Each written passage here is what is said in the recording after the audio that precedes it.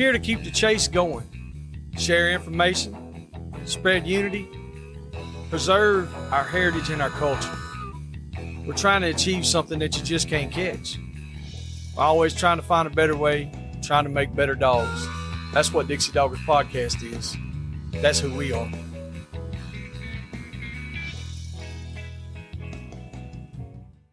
This episode is brought to you by Rankin Ranch 38 Cattle Company.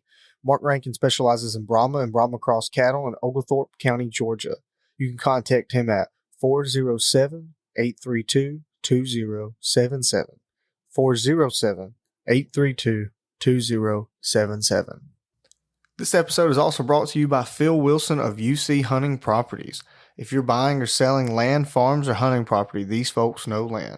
You can contact him at 678-791-3483, 678-791-3483, or visit his website down below in the description. All right, everybody. We got Joey and Nate here with you doing another Dixie Doggers podcast, but we got a special guest, which is not going to be just a guest per se, because now I'm actually a guest on his segment. This is going to be Mr. Bob Plott segment from now on. Strike and Stay Plott Hound Tales with Bob Plott. So we've got him on the other side of this deal, and he's going to jump in here and kind of lay it all out for you and what we're doing and give you an update on what he's doing and how everything's going. And so without further ado, there's Mr. Bob Plott.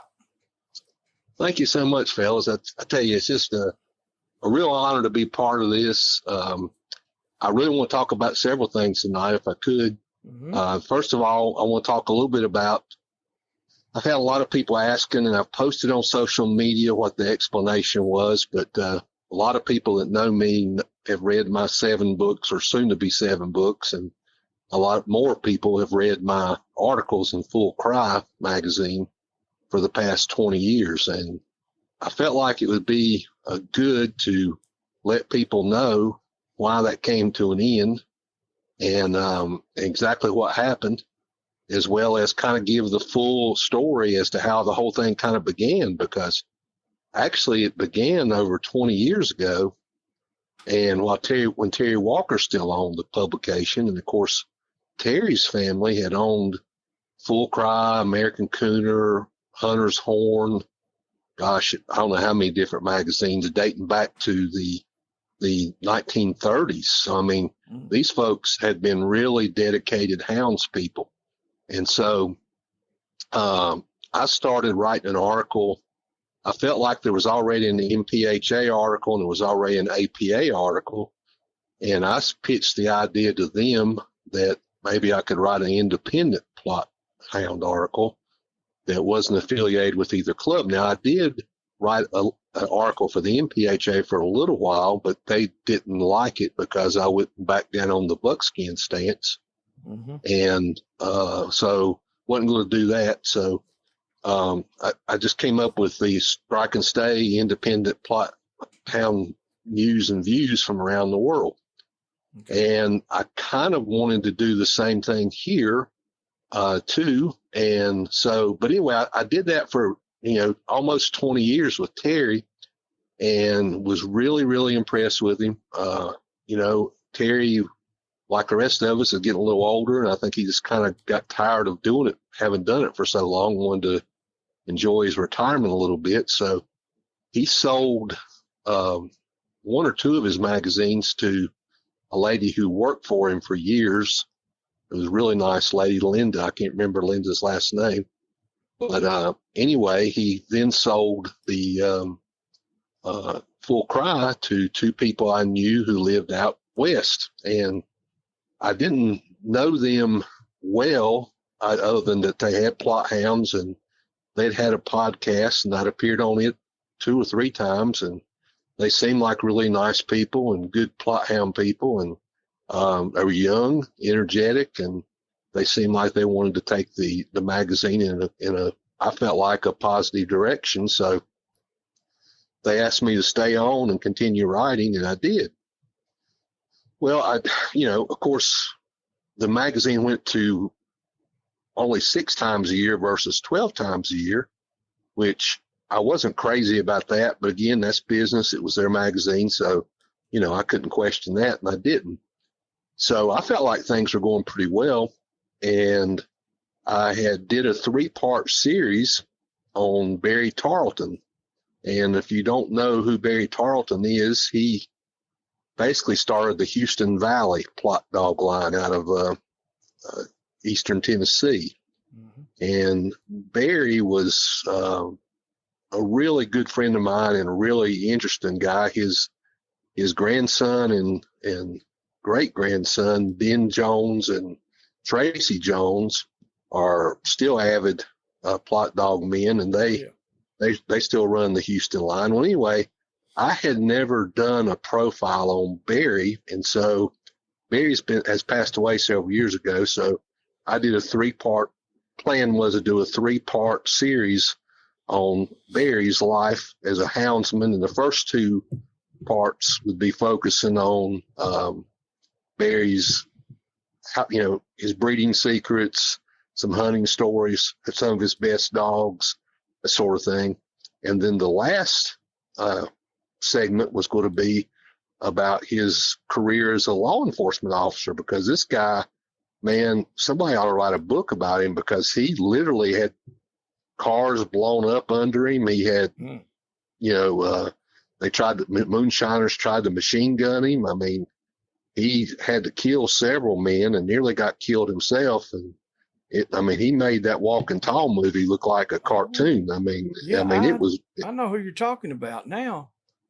It was the real deal. And so anyway, the third segment of this article was supposed to run. I'd already turned it in, and they already had the copy. So I was 3 articles ahead for them. And so they published the first 2 articles, and they contacted me and they said, we need you to go back and maybe tone that 3rd article down some and focus it more on hunting and breeding practices and hunting stories. And I said, well, I did that in the first 2 articles. This was about his career as a law enforcement officer, and it's so unique that I feel like it's a story that needs to be told. And they said, well, we just can't carry it like that. And I said, well, why not? And they said, well, our focus is getting a little bit less away from history, and we want to get more into what's people's hunting stories, their breeding secrets, and just about their kennels. We don't want to really talk about so much about history. And I said, well, business is business, and I don't like that, but I respect it. And, if y'all don't want me to do that, then you got the wrong guy, because that's really what I do. I think, I think our history is so important. And if we don't know that history, we're going to make the same mistakes again and again. And, I just want to make sure that we continue to tell that story correctly. And so, and I've got the emails to prove this. So this isn't me talking out of school. So, they said, I said, I'll tell you what I'd like to do. Again, I want to leave on good terms. I would just like to write one last article. Go ahead and publish the Barry Tarleton article, and I'll write one more short article. And in that article, I would like to thank all the people who have supported me over the past 20 plus years. I would like to encourage them to come to Plott Fest. I'd like to talk about Plott Fest one last time. And I'd like to tell them that I really appreciate their friendship and support, and that I hope they will continue to support you, but that, business is business, and it's just time to move on. And so he said, well, go ahead and send the article in, let us look at it. So I wrote an article, and I can send you a copy of the article, guys. And it's exactly what I just said. And so anyway, I get an email back from them, and they said, well, listen, we're not going to publish that article, because it's just, there's too many falsities in it. And I said, too many what? And they said, well, there's just some things in there that aren't true. And I said, well, name them. And they said, well, we never said we weren't going to carry any history stories again. I said, I didn't say that. I said, you said your focus wasn't going to be on history, and the interest in my history articles wasn't there. I said, I've got that in writing. So I said, don't tell me I don't. I said, are you calling me a liar now? Because if you are, you better be glad you're out west, because I would be at your front door if you lived around here. Yes, sir. And because I take that serious, I said, I've tried to be nice about this. I've tried to be honest about it. And, you guys are I try to take the high road. Now you're taking the low road. So I said, they said, well, we're just not going to publish it. That's the end of it. Said, if you want to. And a friend of mine, Bryce Umstead, who was a retired FBI agent, he had been a dear friend of mine for years and years and years. And he lived over near Chattanooga, and he'd passed away in July. So I also wanted to write a tribute to him in that last article. And they said, well, if you want to write a separate tribute just to him, we will publish that at no charge to you, but you can't say anything else about the magazine or anything else. I said, well, I'm not going to do that. And they said, well, then I guess we're done talking. I guess, we'll just have to go our separate ways. And I said, well, I guess we will. Yeah. And so, I felt like at that point, and I asked them, I said, well, are you guys just going to I'd had COVID back in August, and I said, some people knew about that. I said, heck, man, for all I know, people will think I died or something, it's like I'm just dropping off the face of the earth. You're not mentioning that, people open up the magazine, my article's not there anymore. What happened? I said, at least do me the courtesy of saying that, hey, this is what happened. And I said, I could get it if I was being insulting, if I was saying derogatory things about you. I didn't do that. And so they said, well, that's just, we're just going to have to agree to disagree. And that's that. So I said, well, I'll tell you what, I'm through with you people. I said, I'm going to go ahead and tell you right now, I'm going to post. I've got 3 social media pages. I'm going to let people know about it. And I said, I'm going to let people know the truth, because I said, it's not fair to me after 20 years of service for you just say you're gone, and not even acknowledge it. And I said, I wrote a long time for that magazine for free. Yeah, that's a long, many years. And I said,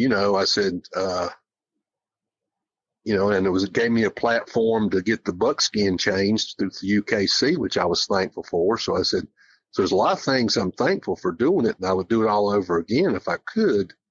But, I said, I just don't appreciate being disrespected this way. And, so we're just going to have to, I guess, call it quits, So anyway, so they said, well, that's it. We're done. So I said, okay. So I went on, of course, you've seen what I put on Facebook and some of the social media pages about it, that again, that business is business. And, I moved on, and it's time to move on, and that, other things would open up. And of course, the very first thing that a lot of people started saying was, well, why don't you get your own podcast, or why don't you do podcasts? And I said, well, believe it or not, Dixie Doggers has contacted me, and I said, I really, really like these guys a lot. I got a lot of respect for what they're doing. I think they're good men, and they kind of exemplify what I believe in. And I said, I got nothing but respect for them. And I said, they've been kind enough to ask me if I would do a monthly segment pertaining to the Plott breed. And so I told them I would be honored to do so. And I said, we're going to call it, as you said earlier, Strike and Stay Plott Hound Tales with Bob Plott. And I said, so that's kind of where we are today. So that's the first thing I want to talk about, was let everybody know that that's kind of what happened, and or not kind of what happened, it's exactly what happened, and why that when you get your next Full Cry magazine, you won't see me in it. So I wish them the best. I think they still can do a lot of things to help houndsmen, and I hope they do, but they're just not going to be doing it with me, and that's fine. So, we'll move on. Everything I seen on social media was, like you said, it was, you stated it's business, and it's just time to move on. I didn't see anything derogatory or anything out of the way that I personally seen, you know. So I No, think you handled it all in good graces and letting the truth get out there. There's nothing wrong with that. You deserve for people to know the truth, you know, and what it is. well, that's the way I felt about it, and I just felt like it was fair, you know, and so you know, that's really all I was asking for was. I told him, I said, you don't even have to pay me for this last article. I said, I just want to be able to say goodbye, thank you, pay tribute to my friend who's passed, and tell people that, you know, I'm moving on. So so they wouldn't do that. And then not only did they not want to do that, they then basically insulted me by saying that they didn't say they weren't interested in history that much anymore, which they did. I've got the email I can show to you. So, you know, the whole thing just really left a bad taste in my mouth. And so when you guys contacted me and asked me to do this, I was like, heck yeah, man, this is just perfect. I'd love to do it. So, yeah.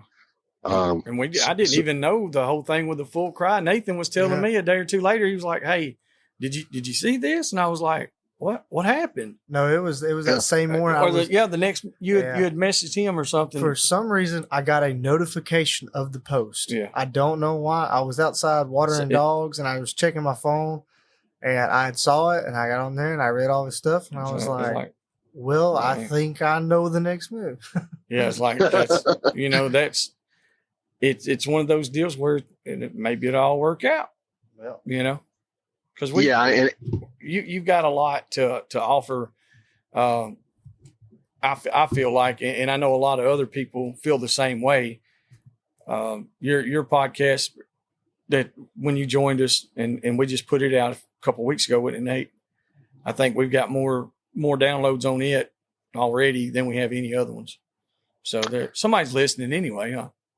Yeah, and I'm glad to hear that because and again, like I told you before, this is all about respect, and every bit of the respect that y'all have shown me is reciprocated in full because I got nothing but respect for what you guys are doing as a father and a son, as houndsman yourself, and just really proud to be a part of what you're doing and to help you grow it and take it to the next level. And I hope I can do my part of that. And as I mentioned before, when we first started talking about what the format of this show was going to be, well, I wanted the first one, as I said, to give me the platform to explain what exactly had happened if anybody hadn't seen it on social media. So we've done that.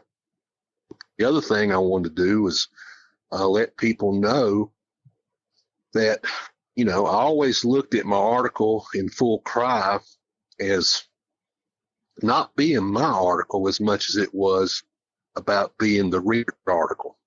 Yeah. So I would like this show or my segment of the show to be the listener's article or the listener show.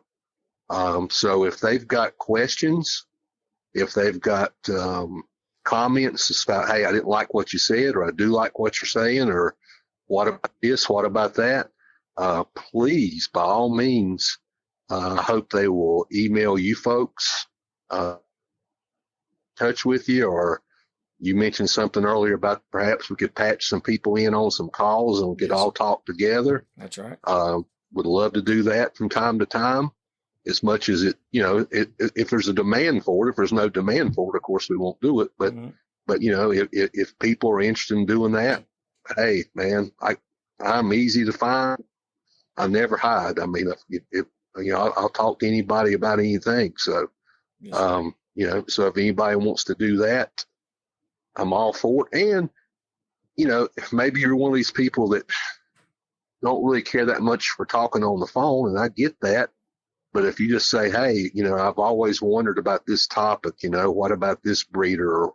And I'm not going to talk badly about specific breeders, but I'm just going to say if somebody said, hey, what about one of the big five in Plott Hound history? Can you do a show on Taylor Crockett? Can you do a show on Bob Plott? Can you do a show on John Plott or Isaiah Kidd or Gola Ferguson? You know, we'd love to do something like that. And so, you know, or any other idea that anybody's got that they're curious about or would like to know more about or would like to know my perspective on, I would be happy to do that. I would add to that is that, one thing you'll learn about me if you don't know me is just like my articles and just like my books, I'm not going to say anything that I don't know to be true. And if I tell you something that I heard is a tall tale, I'll preface it by saying, now this is a tall tale that may or may not be true, but and I enjoy those sometimes too. Oh yeah. But if there's a situation where it's history and there's dates and there's facts involved, then you can be rest assured in knowing that I've got the registration papers, the letters, the documents, whatever it's needed to substantiate or verify what it is I'm talking about. Yes. And by the same token, if I don't know the answer to something, I'll tell you I don't know the answer. Or if you can call me up or call us up and say, hey, I disagree with what you're saying, and here's why I disagree with it, and here's proof of why I disagree with it, then I ain't gonna get mad at you. I'm gonna be the first guy to shake your hand and say, okay, man, I stand corrected. I just learned something today, because I think when you get to the point where you can't learn something new, you're dead, man. Yeah, it's over. It's over. Yeah. And on this segment, like what we're talking about doing here, and like you said, the whole thing about the respect deal, and I wanted to tell the listeners this is like, I literally just said it a while ago. I was like, hey, I'll just hand it off to you. You do what you want. And that's the way we pitched it to begin with.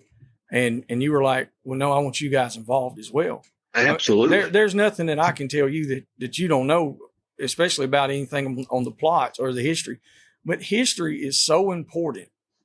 I mean, we're documenting history as we speak now. A lot of people don't see it like that.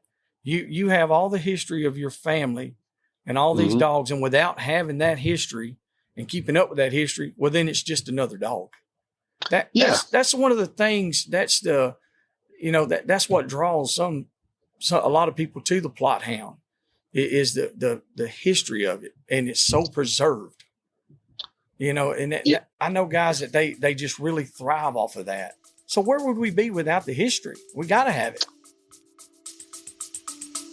We'll be back after a quick break. And now, thanks to the sponsors and friends of Dixie Doggers. Animal Housing Solutions. Boars N Broads. Crockett Taxidermy. Hardcore Hog Dogs. Southern Cross Cut Gear. Ada Y Transport. 4L Kennels. The American Doghorn Museum. Unique Hounding Hunting Supply. Hogbaying.com. Tuskers Magazine. Mud Creek Hog Dog Trials. Well, and I couldn't agree more. And again, that's why I respect you guys so much, because number one, I respect what you're doing with your own dogs and your open-mindedness about it. And two, I respect the fact that, you want to learn about other breeds and dogs as well. And I do too, I think that's, because if you don't, that there's somebody famous, I don't remember who it was, once said that, if you don't know your own history, you're going to be doomed to repeat the same mistakes over and over again. And I think that's true. And I think that, because particularly, I think any history to some degree is this way, but Plott Hound history in particular has been so misrepresented over the years. If you go back to the 1959 first MPHA yearbook, there were 10 different origin stories of the breed in that one yearbook. And every one of them were drastically different.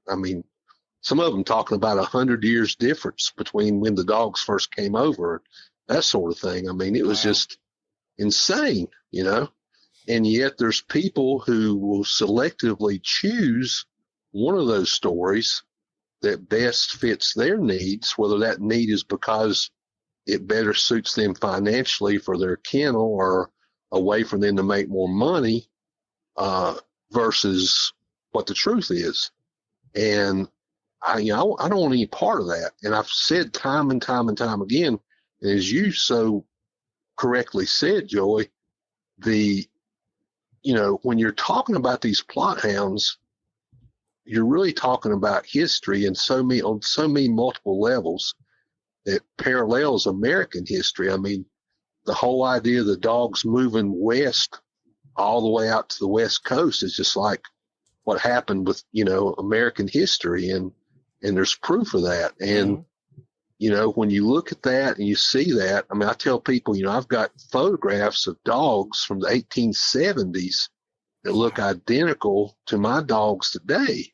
And, I tell people, I say, when I go out and do these programs in public, I tell them, when you are looking in the face of a Plott hound or touching the face or petting the face of a Plott dog, you're touching the face of history. Yeah. And that is just so, so true. And, on so many different levels. And I think and another thing I can't say strongly enough is, and I've said this time and time again in my books, and I've said it time and time again in programs, this is not me taking credit for anything. Yes. I had nothing to do with originating this breed. Only thing I've tried to do is document the history correctly, and I've tried to continue raising the dogs as the men who came before me raised theirs. And, everything, what little bit of knowledge I may or may not have, I got from them. So they deserve all the credit, all of it. Yes, sir. The only credit I can take is getting some of that documented. And the second thing I would add to that is that, we can't forget about the fact that were it not for other people not named Plott, other people not related to the Plott family, the Plott hound would have just been a regional phenomenon versus a worldwide phenomenon. I mean, you look at the big five in Plott history, 3 of those 5 people were not named Plott. You're talking about Gola Ferguson, Taylor Crockett, Isaiah Kidd. So without those 3 men, in addition to, hundreds of others over the years, the Plott hound would have just been probably a dog that was pretty well known in the mountains of western North Carolina and maybe southwest Virginia, East Tennessee, upstate South Carolina. But aside from that, it would have been pretty much regional. And so, when you look at these things, I'm very, very appreciative of that. I'm very, very, very appreciative of the fact that these people have done what they've done and went to the lengths they went to make sure that the legacy of these dogs have continued today. And I mean, when you look at the frontier dogs, they were multi-purpose dogs. You look at the dogs today, they're multi-purpose dogs, but in different ways, along with still being great hunting dogs. So it's just, I can go on and on. I'll shut up on that for now. Listen, I get enamored with it because, like I said, I know some about Plotts. I don't know all the history of it. I know some of it. And I've read some of it, and I've owned a few Plotts, and, sure. and the ones I've had, they were great for what I needed them for. Yeah. I've just never ran hounds in the past. Well, I say never ran hounds. We just haven't had property big enough to really run hounds on. I mean, when you're talking sure. 800 acres, I mean, a cur dog is that's what fits.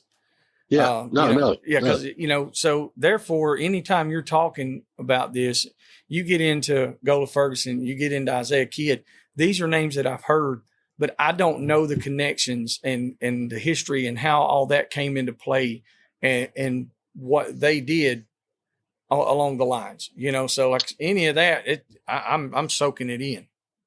Yeah. And we'll do that. And the cur dog, it played such a huge part in Plott history as well, too, so, and so I think that's, something that people can't forget about either, or shouldn't forget about. So, I love a good cur dog. I mean, they're I think I told this story before, but the term cur is just so misrepresented. Yes.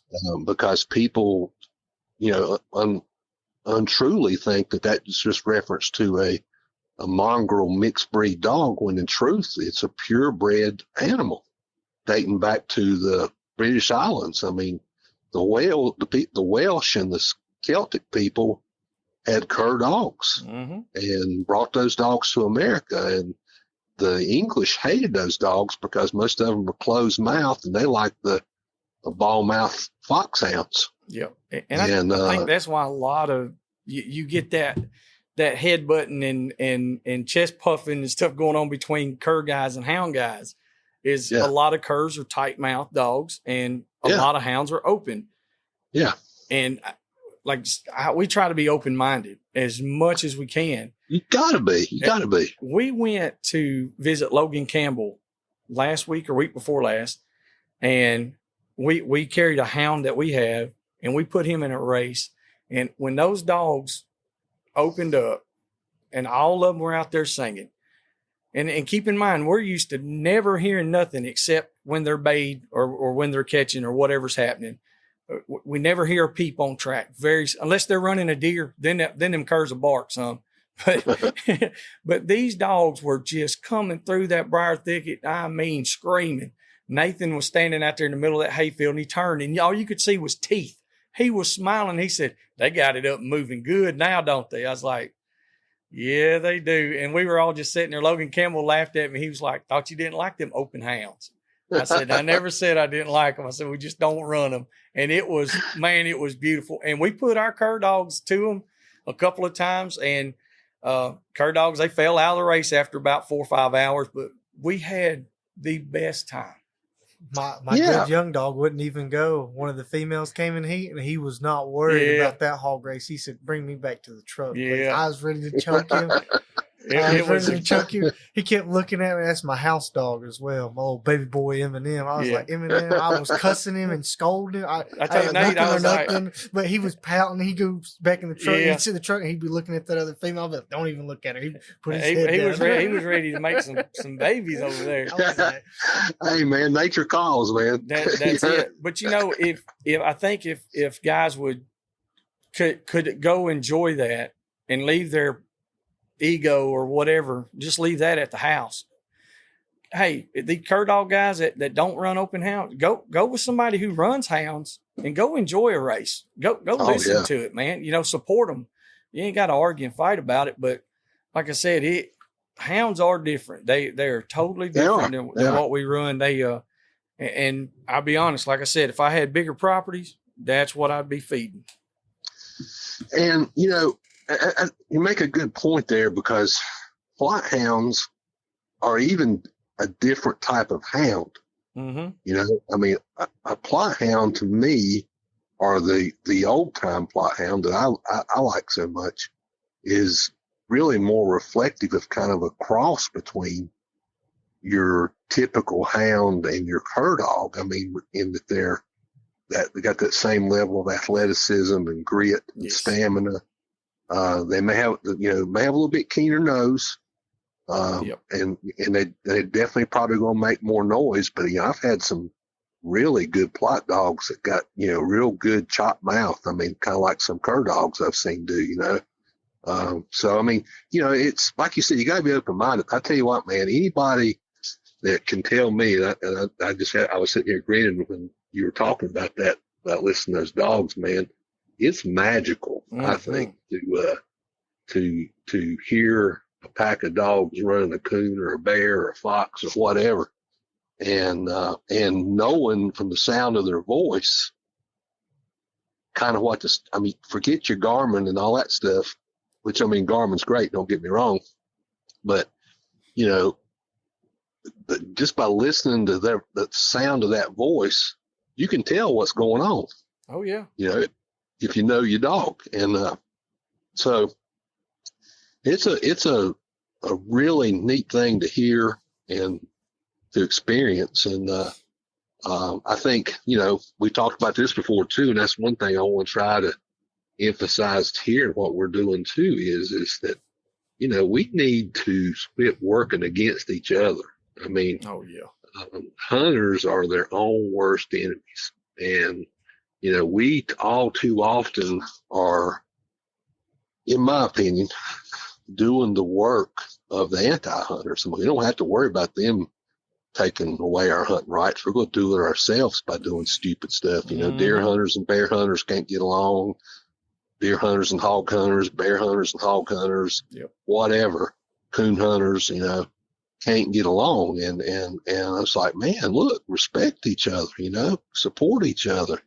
And that's really what we tried to do so much with Plott Fest, is because we want that to be for, if you're interested in, because, at our competition events, they're not just Plott only. I mean, our bench shows, we've had red bones participate and win. We've had black and tans. We've had the same way with the walkers and whatever.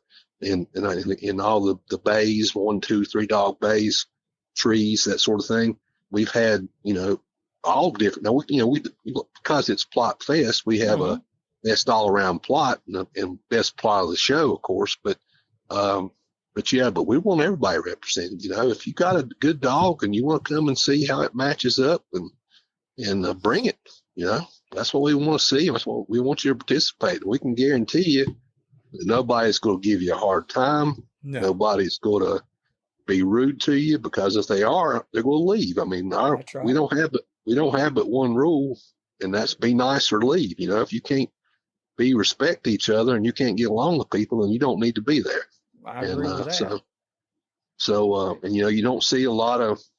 I'm not saying that, there's nobody going to their truck and taking a drink or something like that, but there's no alcohol for sale on the grounds, and nobody publicly displaying any on the grounds. Mm-hmm. And it's just a real clean, family event. And, we have UKC bench shows, so we got the bench show people represented. We're going to have AKC agility drills this year. So we've got them represented. We've got, of course, all the baying and treeing competitions covered. And then we give all sorts of special awards to different Plott breed icons and pioneers. So we have a round table on stage where we'll bring up, folks like Andy Blankenship and Ira Jones and Roy Clark and people like that, and bring them up and talk to them about their life as Eugene Walker and Danny Long. Talk to them about their life in running Plott dogs, So wow. It's just to me, it's just so fascinating to hear so many different perspectives. I mean, Danny Long, for example, down in South Carolina, he hunts coon. He's close to 80 years old and hunts coon every night of the week except Sundays. And but he also runs his dogs on hogs and bear, and is notorious for, he's got a huge cattle farm, and his dogs go out and find lost cows and bring them back in.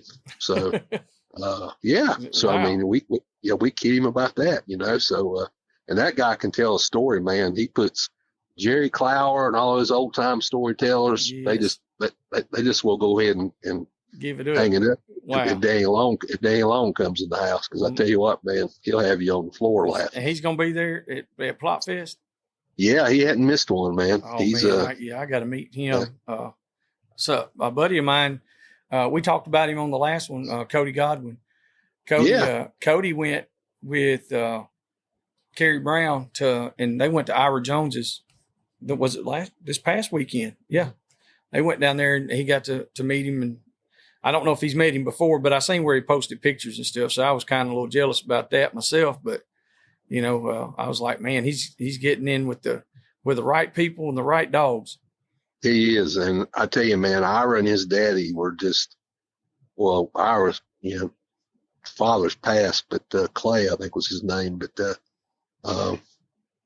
Ira and his daddy, just two of the finest people that's ever lived. And Ira still, man, he's just one of those guys that's got that right attitude.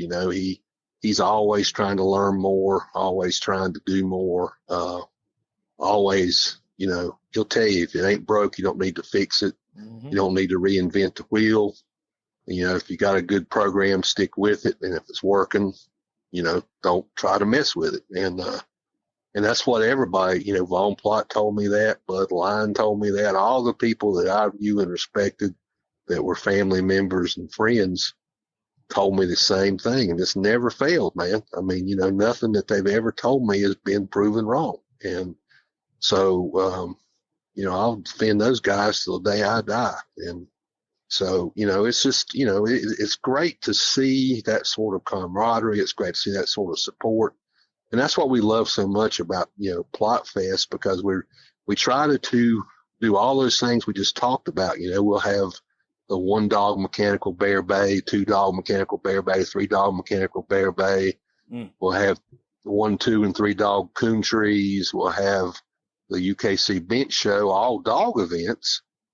Then we're going to run some youth shows this year too, trying to get, kids involved in it even more.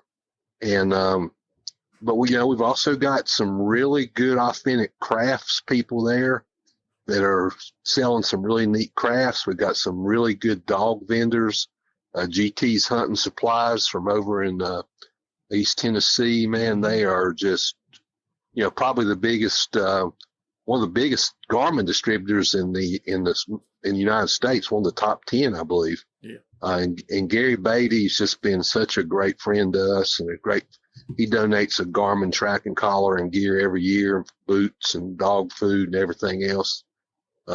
Just a great guy.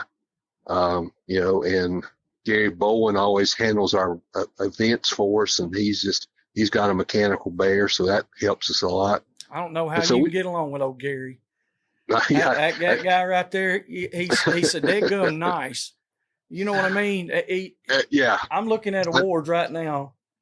American Plott Association, A Breed Apart, North Georgia Roundup at Hickory Crossing. And these are first place, and I ain't bragging by no means. These are the ones that we just happen to have first and second place on a lot of them.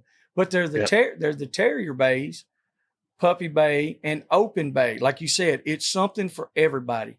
Yeah. I don't have a Plott, but we support That's it. all right. And the little Terrier deal, they started doing that for us. It's been quite a few years ago. He used to laugh at me. He said, "Why are you bringing them little hornets up here?"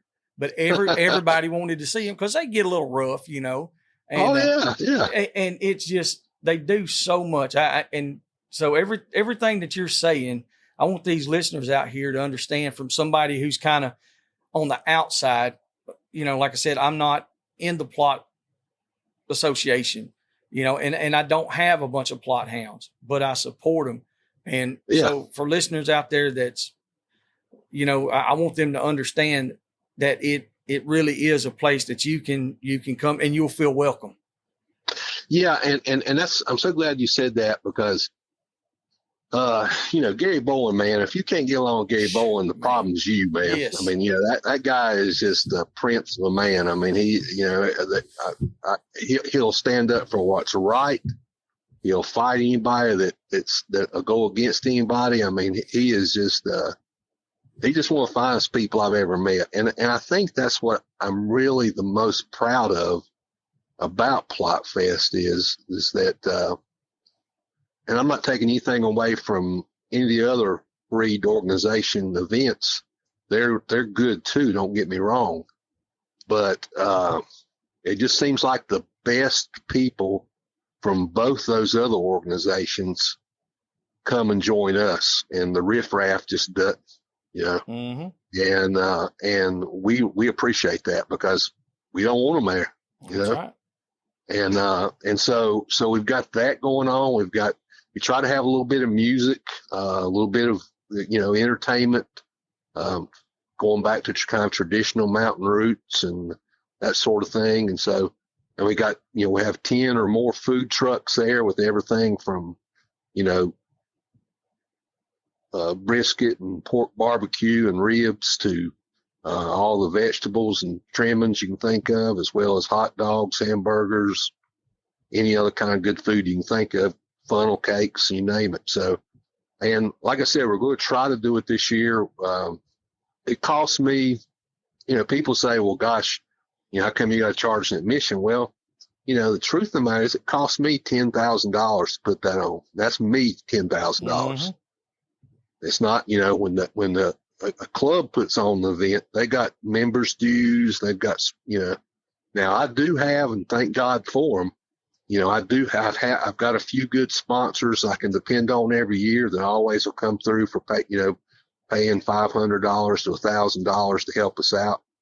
But the rest of it that, if we don't get that, it comes out of my pocket, and more than half of it came out of my pocket last year. So, and that's okay.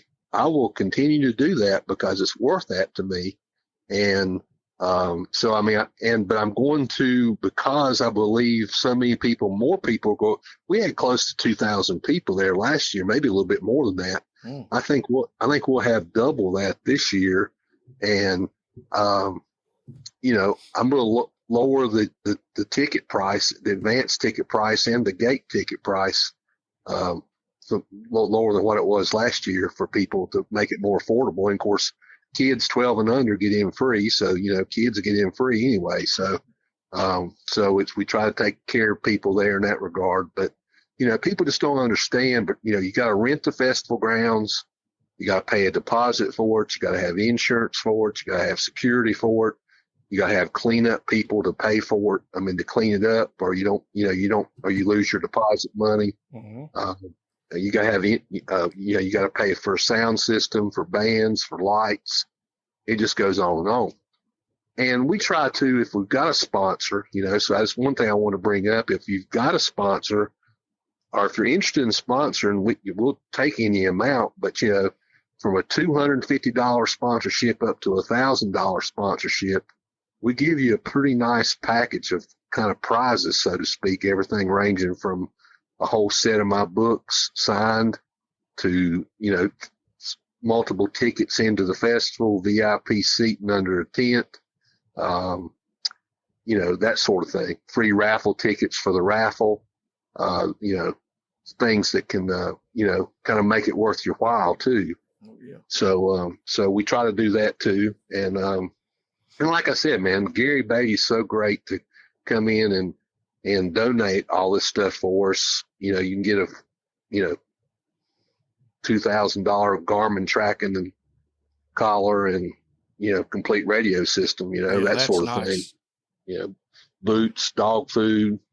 And, that's why we want you guys to come and set up a tent there and get people to come and, so I think that most every year they weren't able to make it last year, but usually the North Carolina Bear Hunters Association comes. And so, hopefully they'll be back next year. And APA, Andy Blankenship told me that the APA is going to plan on bringing their trailer over next year too. So we're hoping that's going to be, but I said, if anybody's interested in, being a vendor, if you want to sell merchandise, please email me. If you want to, need sponsorship information, I will email you information that tells you what your sponsorship gets you.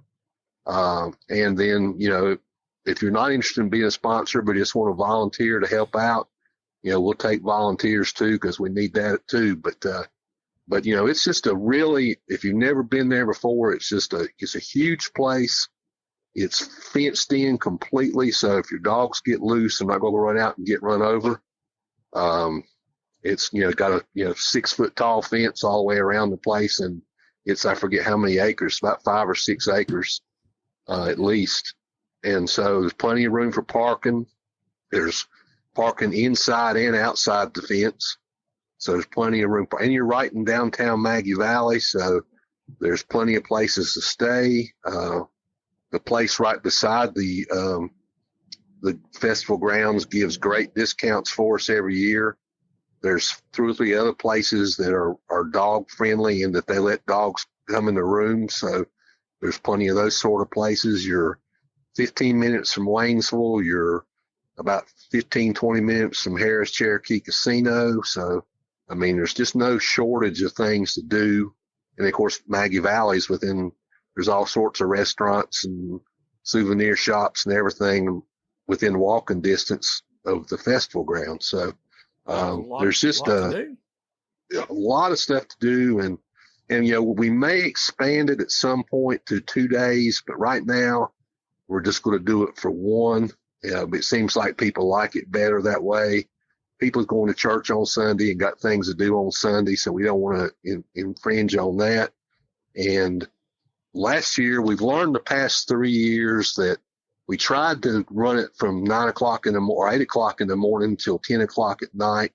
But we found that most of our crowd leaves around 6:30, 7 o'clock. So we're just going to wrap the whole thing up at 7 this year. And I kind of like that too, because that gives all of us time to go out and eat together or hang out together, or, Yes. sit around and talk some too. So that's good too. So that's the only thing I don't like is usually I'm going in so many different directions. I never get to spend as much time with people as I like to, but normally I've got so many people like Gary running the competition events, and other volunteers running the gate. My wife and son runs our tent. So it gives me time to kind of visit with people and get to know people. There's a whole lot of people last year's the first time I've ever met them before, and I exchanged emails with them over the years and text messages and whatnot, but I'd never actually seen them face to face before. So it was a real treat to get to meet a lot of them for the first time too. And they've all are saying they're going to be back next year. So we're real excited about it. Yeah, I can only imagine how that goes on something of that scale.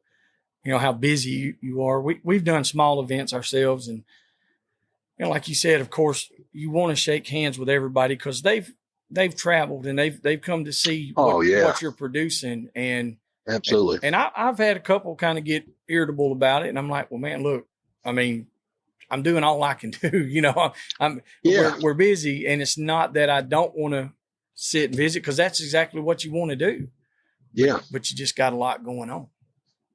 Yeah. And, what I always try to do is make sure that, when I was living right around there, it was a lot easier. But now, I always, I'll stay there for 3 or 4 days. Mm-hmm. So, you got to be there early to get things, to get everything set up, of course, and then get everything broke down. But, there's people, I've had people come in and say, well, man, look, I'm going to stay over till Monday.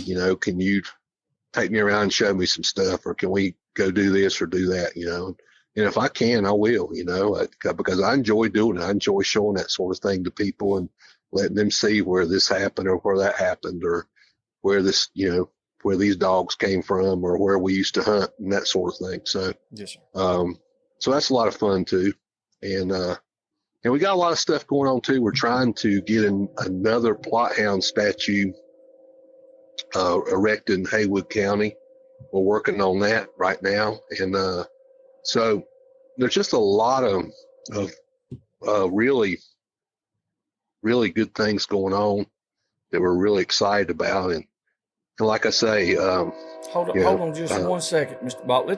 We got this dead gum train, and I'm telling you, this guy cannot keep a schedule for nothing. He comes at 5 o'clock some days, 6 some days, whatever, and we can edit this out, if we need to. But we actually have bought another building down the road about half a mile, and I am so glad to get moved over there. Just honestly, because where we're at, it's a great location, but that train, if that guy could keep a constant schedule, because forever it was at 5:30. Forever. And he does not blow the horn like that during the day. No, during the day he might give it 2 or 3 toots. But... and he's got. Of course, it's probably not the same guy, but anyway, you can jump back on to where you said you just got a lot of things going on and stuff. Yeah, so we just try to I always try to, whenever possible, allot some time before and after the event. Sometimes as many as a day or as much as a day or two after, where you got people coming in from another country or from out of town or another state, and they really want to me to spend get in the car with a carload of folks and say, okay, this is where this happened, this is where that happened. I enjoy doing that sort of thing, so and let them get to see it too and appreciate it, and that's what's so cool about it being in Maggie Valley, because you are literally right there in the cradle of Plott Hound history. So, it's just meaningful on so many levels, so many different things to see within, 20, 30 minutes of there. So it's a lot of fun for people get to see that for the first time. There's people come there all the time, and you'll see them post pictures on social media. Here they are in front of the Plott Hound marker that we helped get erected back in 2009. And here they are in front of the Plott Hound statue that we did a few years after that. And then there's the marker up on the parkway about the Plott Balsams and Henry Plott and all that sort of stuff. So it's just fun to let people get to see that for the first time and get their picture made, or bring their dog with them and have the dog's picture taken beside the sign, that sort of thing. So it's a lot of fun. Yeah, that'll work. No doubt about it. I think it's going to be something definitely to see for myself. Like I said, I've been to a couple of places, but I think everybody that has never got to follow a hound in the mountains around there, even if they're not following a hound, what you ought to do is do like let Mr. Andy Blankenship just let him take off walking and say, everybody follow this man. He's 76 years old, and just all you got to do is follow him for 2 hours. He'll walk you in the ground, man. That guy is a legend. I love that guy to death, man. He's just another, we talked about him last time. Yeah. That guy, there's just nobody. And I was so honored and so thrilled, because this past year was the first time I've seen Andy since, gosh, been a long time, 5 or 10 years, I guess. Yeah. And so for him to come over there and participate in the round table, and for him to walk away from it, giving us the compliments he gave us, and just meant so much. And I looked on that stage, man. You think about this for me. On this stage, you got Eugene Walker, you got Andy Blankenship, you got Joe Polly, you've got Ira Jones, you've got Gary Bowen, you got Danny Long, you've got see who else? Somebody else I'm forgetting. There's somebody else in there I'm forgetting. But anyway, you start kind of just running rough figures on the math, and it's like, man, there's 1,000 years worth of experience sitting on that stage, because every one of these guys have had Plott Hounds for 50 years or more, and some of them longer than that, and good Plott Hounds, and some of the most famous Plott Hounds in the world. And every one of these guys have won every sort of award, Meffin Award, the Hall of Fame dogs. When we give those awards there at Plott Fest, and that's another thing too, we do. Corey Plott, who's a direct family descendant, my cousin, he makes this great pottery, and so the winners of the events get these really cool custom made pots with their name on it, and the dog's the event name on it to take home with them. So that's a keepsake, man, for generations to come. Oh, so, yeah, without a doubt. That would definitely be a highlight of having something there. Yeah. That's something to really have. So all that just makes it, just so many things about this that just set it apart. There's this, saying that the Plott Hound's a breed apart from all other breeds. Well, this festival really is a breed apart from all other events, and that's the way we want it to be. And that's what, I've tried so much, and that's one reason I'm just I don't want to be a control freak about it, but it's taken us so long to get to this level that I feel good about. And I just want to keep it that way. I don't know how many years I got left on this earth, but however many years that is, I want to make sure that we got that going exactly that way, and a team in place to carry it on when I'm gone too, so that's important too. So we're just excited, number one, that you guys are coming. Can't wait to meet y'all face to face. I feel like I know y'all already, and just respect you so much in everything you're doing, respect you so much in what we're doing here. And like I said, I want this to be the listeners' show. Yes. If there's anything that you want to know, anything you want to talk about, anything you want to suggest, I am all ears. I'll help you any way I can. I'll answer the question if I can. If I don't know the answer, I'll tell you I don't know it. and I'll try to find out, what the right answer is. So that's all you can do. Yeah. They So I can't look ask for forward. any more. Yeah, I look forward to people getting involved with that as much as they want to. Or like I said, if they, if they're kind of shy and just would prefer saying, hey, how about talking about this topic? Hey, email those topics into you guys. You let me know what it is, and by golly, we'll do a hour-long segment on it, And they can go to any of your social media stuff, contact you. They can email Oh, yeah. you. Yep. Same thing, So like I said, we want you to understand this is your show here. Yeah. The time that we're on there with you, we're just sharing your time. And so No. all these listeners, that's what I want them to understand. We're sharing their time with them, and we want to have it to where listeners can get in touch with Mr. Plott. And so, like I said, you got social media for your side. You got social media for us, our side. Mm-hmm. Anything Dixie Doggers, Facebook, Instagram, y'all can message us on that, or you can private message me on Joey Wright, Nathan Wright. My phone number's on the stuff. You can contact me, email, whatever, and we'll get y'all set up. Yeah, and same here with me, guys. I mean, I've got a Bob Plott personal Facebook page. I got a Bob Plott historian page. I got fans of Bob Plott's books page. I've got a Mountain Memories Productions page, which is a page about the different events and festivals we put on. And then, of course, my email is beardogs1750@yahoo.com. It's very simple, easy to remember. Beardogs1750@yahoo.com. And when you get an email back from me, it's got my phone number on it too. So, so if one thing I ask for people, if they call, just kind of let me know in advance when it's going to be so I can plan around it. And also, I take calls serious. So, hey, I'm as proud of your dogs as you are, but if the call is just going to be to just talk for 2 hours about how great your dogs are, then, let's find something else to talk about, because I'm not going to do that to you, That's exactly right. So just like you say, have that respect that we all try to have for each other, and share knowledge and support each other. Because like you said, man, we're going to lose a lot of what we got right now if we don't work together, man. I mean, we are our own worst enemy. We are. And this, I tell you, man, the internet has been the best thing and the worst thing that's ever happened to us. Without a doubt. It's, podcasts are wonderful.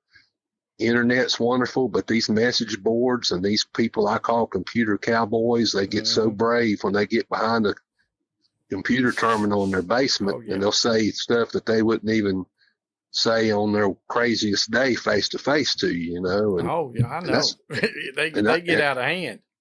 And that's why I just don't even have anything to do with it. I used to, when I was younger, I'd go to some of these pages and sites and stuff and say, well, if you sit there and try to talk to people rationally and put facts in front of them, they'll come around, but there's a lot of them won't. And so I'm just, hey, I got better things to do with my life. And it's like I told one guy one time, I said, all I hear you talking about is how great your dogs are and how much time you're in the woods. But yet every time I turn on a computer, you're broadcasting on the computer. I says, you can't be in the woods too much. That's exactly right. So if you put as much emphasis on those dogs as you do the time you're spending bashing the whole world on the computer, you would have the best dogs in the world, And we've had people, I literally have had a few people, they're like, and it's one of those kind of innuendo things, they're like, well, these guys that's on these podcasts, they're sitting there talking for 2 or 3 hours at a time, and they can't be out here running dogs and doing this and doing that. And I'm like, well, what did they say? And then they'll tell me the whole conversation. I was like, well, you were listening to it for 2 or 3 hours at a time. What were you doing?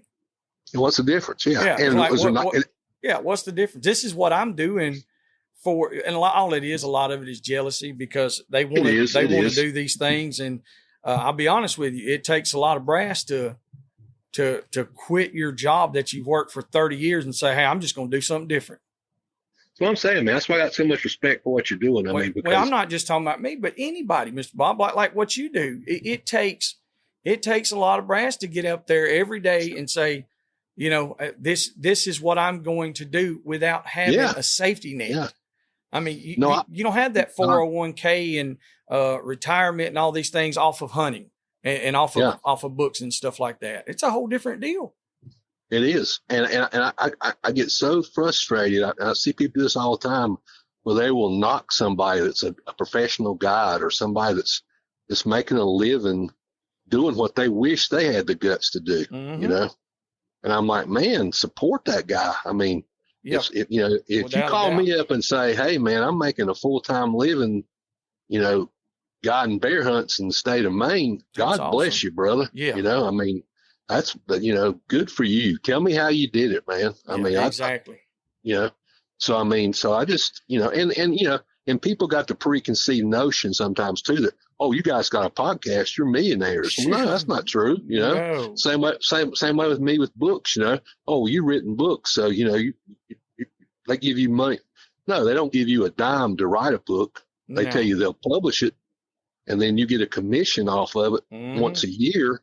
You know, if you go in a bookstore and buy one of my books, I get $1.10 off that. Yep. There you go. I'm glad you said that too, because there's so many people that have that whole, like you said, they have this preconceived notion that because they paid $25 for that book, that you're going to get $20 of it. No, hey, I wish I was like that, man. I'd be proud of it, but I mean, but it's not. Now I can take my books myself. I can buy books from my publisher and pay the same thing a bookstore pays for those books, and take that to Plott Fest and sell them, and I can double my money. You know, I can pay $11 for the book and sell it for $20. That's right. But you know, and I do that as much as I can. But and ain't nothing wrong with that at all. No. I mean, that's how, like you said, what you said a while ago, somebody making a full-time living. We honestly, and this is 100% as true as it can be, we generate money. But every dollar that comes in is gone out already, and we're behind. We're behind constantly.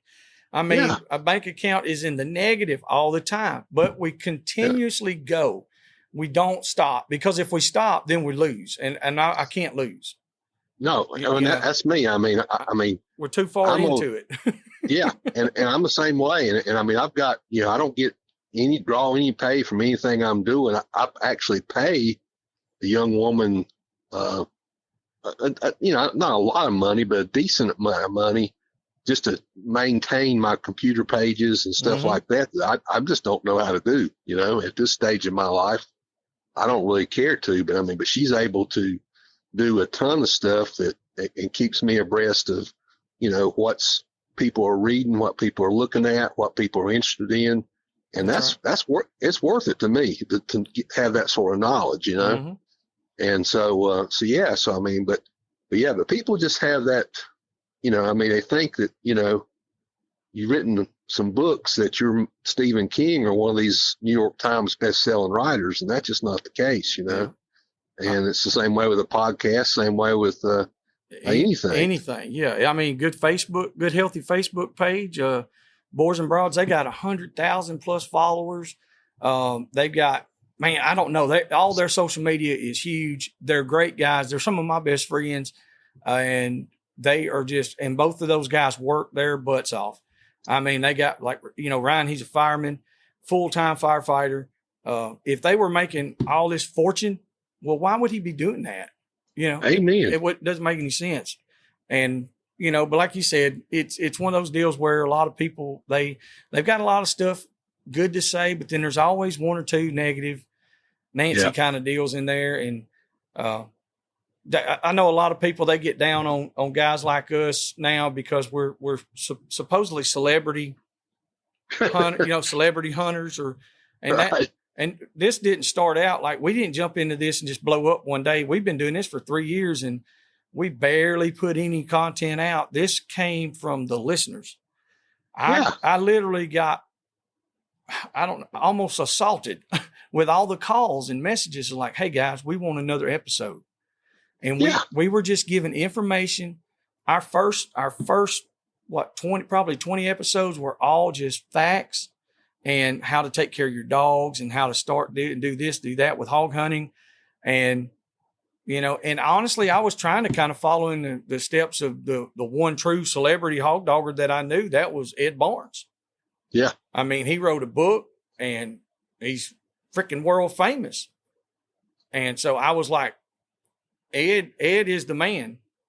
Yeah. And I try to push all his books and everything for him, Tusker's Magazine, all these things. And he's always in the mix of it. So I was like, that's kind of, I want to put that out there.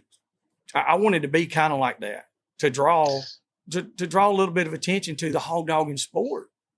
No, I think that's great, man. To shed it into a positive light in the world.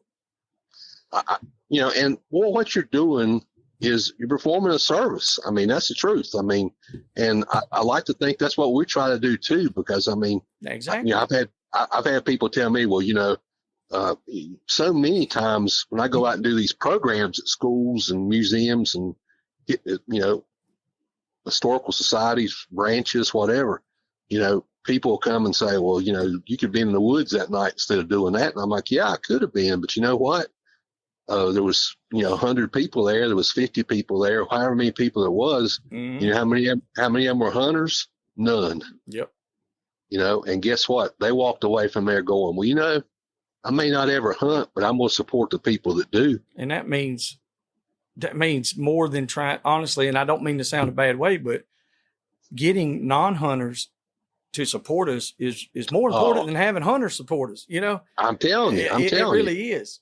And like you said, on days where we're doing this kind of stuff, we spend 2 or 3 hours doing this. Nate spends some time editing and uploading and all that. His time that he does it is like 3 or 4 a.m. And we do this after we have worked 8 or 10 hour day. And then I've had guys that are like, well, when do y'all hunt? 5 days a week. We're not doing this. Yeah. And I mean, our dog still ain't no good, but we do hunt a good bit. Yeah, no, I mean, I think that's great, man. I mean, you do it because you love it, and I mean, number one, you're hunting because you love it. And number two, you're doing this podcast and doing this service for the hunting community because you love that too. And people should I got to appreciate that, man. And you know what? And whether they like you, I don't know why they wouldn't like you, but if they don't, they got to at least respect you. I mean, they should anyway. I appreciate that. So I mean, so that's what I'm saying. I just appreciate what you guys are doing, man. I can't thank you enough for letting me be a small part of it. And I'm just excited to be carrying this thing on for the future and see what new and different things we can get into. Oh, well, without a doubt. I look forward to it. And like I said, after this is the last one that I'm going to get to jaw with you a whole lot on. Like I said, because the other ones, I'm just going to let you kind of take it and do your thing. And I'm just going to sit back. I know that's going to be hard for me to do. Well, no, and I don't want you just, I mean, seriously, I tell you, I look at you guys as kind of co-host. I mean, I want you guys jumping in there and saying, man, hey, what about this? Or I didn't understand this. Can you elaborate on that a little bit more? I mean, it does work good when you got somebody you can kind of play off each other. No, it does, because I think sometimes, particularly when you're just talking like we are here, mm-hmm. if it's not at least a little bit of a two-way exchange, you kind of, or I do anyway. I sometimes feel like, man, are they really? Is anybody listening to me? I mean, yes. Or am I making any sense? Or have I lost them? Or that's right. Yeah, they went to sleep on me, because I mean, I always, it tickles me when I do some of these public programs. I always kind of gauge the audience. Looking mm-hmm. to this. Well, nobody's asleep, so I'm good so far. Nobody's nodding off. That's right. But when I see that happen, I say, well, it's about time to wrap this thing up. That's the way we do on these. Once it gets toward the end, and I'm doing all the talking, it's like, well, you got anything you want to add? And I'm like, well, just cut it off, And it's just because it's the conversation's ended. We've done what we needed to do. Yeah, there's nothing wrong with that, at all. So I think, as far as me tonight, man, I think I've covered everything I wanted to cover, and I appreciate y'all giving me the platform to do it. And the magazine's behind us now. We're moving forward, and we're focusing on Plott Fest and growing y'all's podcast and continuing to educate people about the Plott breed and letting this be their show. Yes, sir. Well, we sure appreciate you, Mr. Plott. Yes, and So if you have anything at any time you need to add to it or something like that, here in the next day or two, just holler at Nate, and Okay. and he'll put all the links to your stuff, your social media and stuff, in the description down below. Yep. So listeners and viewers, they can click on it and be in contact with you. Perfect. Check your stuff out. One last quick question, real quick. Yeah. And when you do that, and I'm sure you're going to do this anyway, so it's probably redundant me even suggesting it, because I'm sure you're going to do it anyway. But one thing I have had people asking me is I know we're taping this tonight, but as soon as you can give a specific, if it's going to be the last Tuesday in every month, the first Tuesday in every month, the second Tuesday, whatever date, that's up to y'all. I don't care. Whatever date that you want to do this, or I said Tuesday, I don't care what day it is, whatever day that you want it done. Or we're gonna do an extra date in it, right? Because we normally do. We're about to change up our whole schedule we got going here. Yeah. We're about to have at least a short segment, like a 5 or 10 minute segment on Tuesdays and Fridays, and then we're going to have our regular guest interviews on Monday and Wednesday, and then we're going to have our monthly segments on Thursday. So okay, that's fine. Yeah, so it'll either be the third or the fourth Thursday, or we can go ahead and just say the fourth one and just keep it like that. If you're good with that, that's perfect, man. Yeah. Whatever Last Thursday of every month. Yeah, whatever's, because that's really the only thing that I just want to make sure that I'm kind of getting out there, that hey, last Thursday of every month at 6 o'clock Central, 7 o'clock. I guess, is that right? I upload them at 4 a.m. Oh, upload. Okay. Yeah. All right. So they can listen to it anytime. Yeah, he puts all of them up at 4 a.m. That's when they on those days that they're in. So people driving to work, because we have a lot of people that drive a couple hours, and that's why they listen to our podcast. So if I was getting up at 4 a.m. and I was wanting to listen to a podcast, I'd want a new episode out. That's right. No, that's good. That's a great way to y'all are educating me. That's great. So we're good. So okay, well I'll let everybody know that too, and any link you share with me, I'll make sure I share on all my sites too, and I'll get my social media person to make sure she's starting to put some announcements out about it too. Yes, sir. So all right, man. Well, listen, I'm excited. All right, yes, sir. Till the next time. Yes, sir. Appreciate it, friends. Yes, Take care. Thank you, sir. Bye. All right, guys. That's all we can do for right now is get one of the greats on here. I think if some of you listeners would do like we do with Uncle Pat, you can ask a question and you can contact me or Nate or Mr. Plott or hell, Uncle Pat. You know, contact anybody. We're all on this roll here. This thing Boars here. And Broads, guys. Yes, Boars and Broads. They can put you in contact with us. Yes, you ain't beating this team. You ain't beating this team. You ain't beating this team. And hopefully it will continue to grow. It's going to grow. I don't give a it's going to get the biggest team ever. Touchdown, Alabama. And Georgia and Oklahoma and Tennessee and North Carolina. Probably not LSU. Touchdown, though. SEC. I don't know what to say. SEC.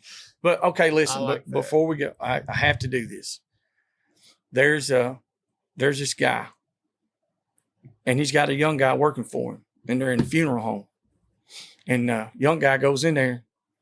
And he's looking at this corpse. And it's got a cork in its butthole. He pulls the cork out and it said Roll Tide.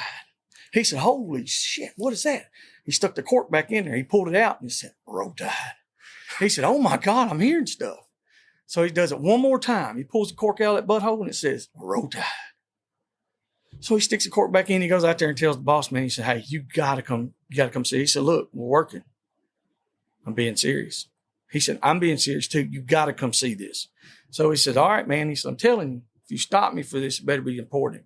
So he goes out there, goes in the room, sees the cork, and pulls it out of the corpse's ass, and it says, Roll Tide.